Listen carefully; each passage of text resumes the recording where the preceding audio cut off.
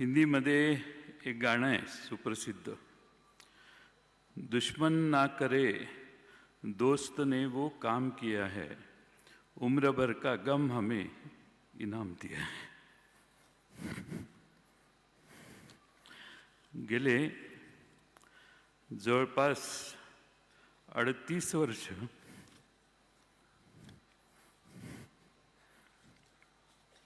आम्ही एकत्रित काम केलं.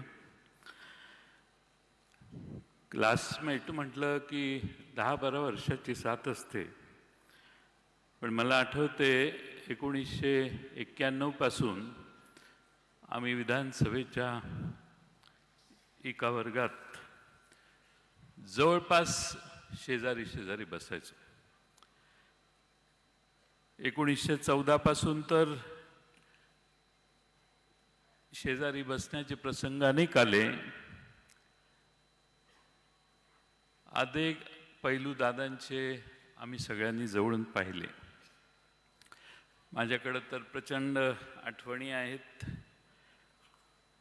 खुल्या मनाचा, दिलदार मनाचा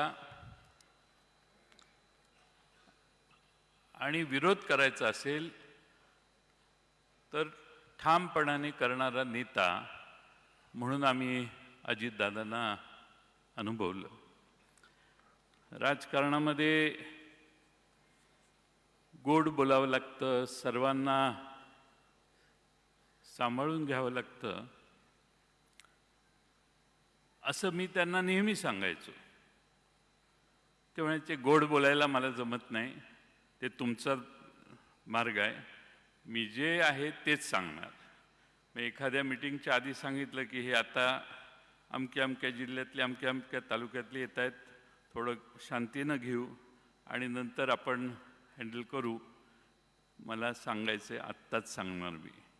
एवढा ठामपणा मी महाराष्ट्रातल्या देशातल्या कुठल्याही नेत्यामध्ये आजपर्यंत बघितला नाही. जे असेल ते समोर आणि रोखठोक. आणि म्हणून अजितदादांना दादांच्याबद्दल एक घोषणा असायची. मी मगाशी सांगितलं, एकच वादा अजितदादा. आणि ते खरंच होतं की महाराष्ट्रातल्या सगळीकडं आम्ही जिथं त्यांच्यावर गेलो, जनतेला ही खात्री असायची आणि म्हणून जनताच घोषणा द्यायची, एकच वादा अजितदादा. अनेक आठवणी त्यांच्या मी आपणाला सांगू शकेन. अनेक मान्यवर बोलणार आहेत, पण माझ्यासारख्या कार्यकर्त्याला वाटतं की अजितदादांचं एक स्वप्न होतं, महाराष्ट्र घडवण्याचं होतं, महाराष्ट्रातलं राजकारण घडवण्याचं होतं. आणि त्यासाठी हळूहळू पुन्हा मैदान तयार करावं, हळूहळू संघटना आणखीन जोरदारपणाने वाढवावी आणि एकसंघपणाने या मैदानात अधिक ताकदीनं काम करावं, हे दादांचं स्वप्न होतं. आणि हे स्वप्न पाहत असतानाच नियतीने मोठा घात केला. मी दादांना फार जवळून पाहिलं अलीकडच्या काळात. प्रचंड महत्त्वाकांक्षी आणि कुठल्याही आव्हानाला तोंड देण्याची मानसिकता असणारे दादा मी फार जवळून बघितले.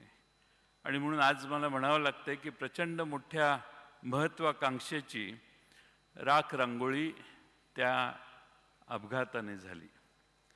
आज अजित पर्वाचा अस्त झाला असं म्हटलं तर वावगं ठरणार नाही. खरं म्हणजे वाऱ्यासारखा महाराष्ट्रभर फिरणारा दादा एका क्षणात शांत कसा झाला हे आजही महाराष्ट्राला कोडं आहे.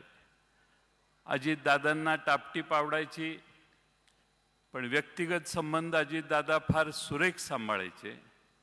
अनेक असे प्रसंग आहेत की ज्या प्रसंगातून मी पक्षाचा अध्यक्ष होतो, त्यावेळी असे अनेक प्रसंग आहेत की एखाद्या मतदारसंघातल्या एखादी गोष्ट करायची असेल तरी दादांचा फोन यायचा, आपल्याला हेच केलं पाहिजे, हे स्पष्ट मतभेद झाले तरी मला हेच वाटतं असं सांगून फोन ठेवायचे. त्यामुळे स्वतःचं मत मांडायला दादा कधी कचरले नाही. आम्ही एका पक्षात फार वर्ष काम केलं. काँग्रेस पक्षातून राष्ट्रवादी पक्षाची स्थापना झाली. आदरणीय शरद पवार साहेबांच्या नेतृत्वाखाली पवार साहेबांचे त्यांच्यावर प्रचंड मोठं संस्कार होते आणि मी फार जवळून बघितलं अलीकडच्या काळात की पवार साहेबांच्यावर त्यांचं प्रचंड प्रेम होतं. आज खरं म्हणजे पवार साहेबांचा मी तर म्हणेन आजही पवार साहेबांचा हुकमी एक्का अजित पवारच होते. एवढा अजित पवारांच्यावर शरद पवारांचा त्यांच्या कर्तबगारीवर फार मोठा विश्वास होता. आज खरं म्हणजे आपण सगळे दादांना एकत्रित निरोप देण्यासाठी इथं आलोय किंवा श्रद्धांजली वाहण्यासाठी येतोय. मी नेहमी त्यांना म्हणायचो आबा गेल्यानंतर, दादा मी लहान आहे, आबा जाण्याच्या आधी आबा मोठे आहेत, तुम्ही मध्ये आहात, माझा नंबर फार मागचा आहे, मला बराच टाईम आहे कुठल्याही करिअरसाठीच्या.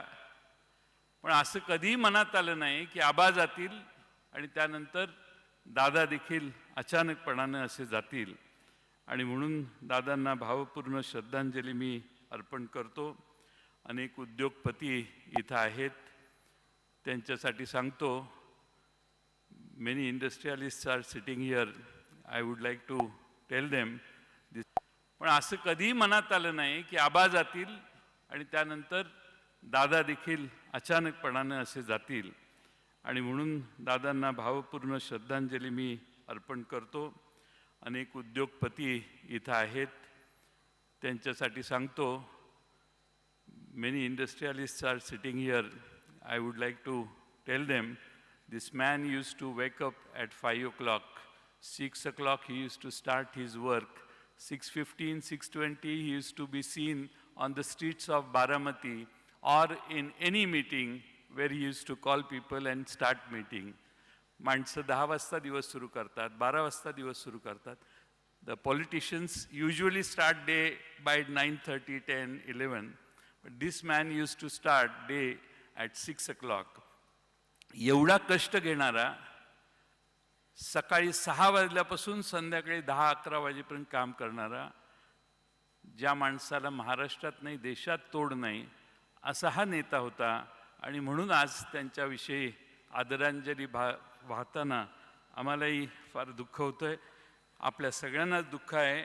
आणि हा जो धक्का आपल्याला बसलेला आहे तो मला नाही वाटत कधी महाराष्ट्राच्या राजकारणातनं आपण कधी विसरू शकू. दादा गेल्याने महाराष्ट्राची मोठी हानी झाली. महाराष्ट्राचा अर्थसंकल्प 11 वेळा त्यांनी मांडला. मगाशीच आकडेवारी पाहिली. ही जी सगळी प्रगती महाराष्ट्राची झाली त्याचे एक साक्षीदार आणि प्रमुख भूमिका बजावणारे दादा होते. आणि म्हणून आज ज्याला स्वतःचा मतदारसंघ बांधायचा आहे, ज्याला स्वतःच्या मतदारसंघाचा विकास करायचा आहे, त्याने एकदा तरी आयुष्यात बारामतीला जाऊन विकास काय असतो हे पाहिलं पाहिजे.